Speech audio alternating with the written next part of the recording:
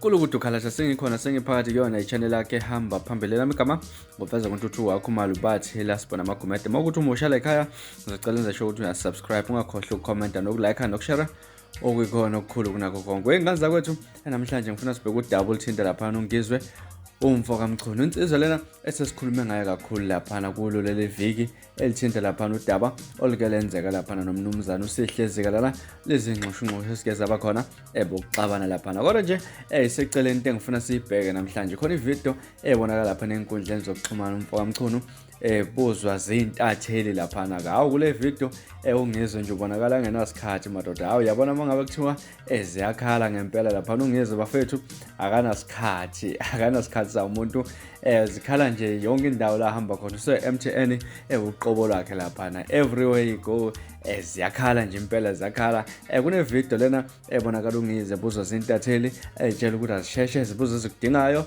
yena akanasikhathi kule video bese bonakala futhi landelela intatheli ubona nje ukuthi hey mfethu mangabe intatheli kunzima kakhulu bafethu it's very difficult kunzima ngempela lapha ayabona mangabe ubhekane noNgizwe impela uproveke ngathi mhlambe ayikho indaba yakho okanye ngathi ayikho into yazo kodwa nje ngale ukuthi ngande kakhulu ngokukhuluma wengane zakwethu ake nibambe naye le video mhlambe kungenzeka ubungakayiboni awuke ubambe la ubone ukuthi umacingwane bafethu uyinkinga lo muntu uyinkinga kakhulu. Wengane zakwethu asiphinde futhi sihlangane kwivideo elandelayo ngaso isikhathi esilandelayo. Ngiphathe kahle nibe nosuku olumnandi nginithanda kakhulu.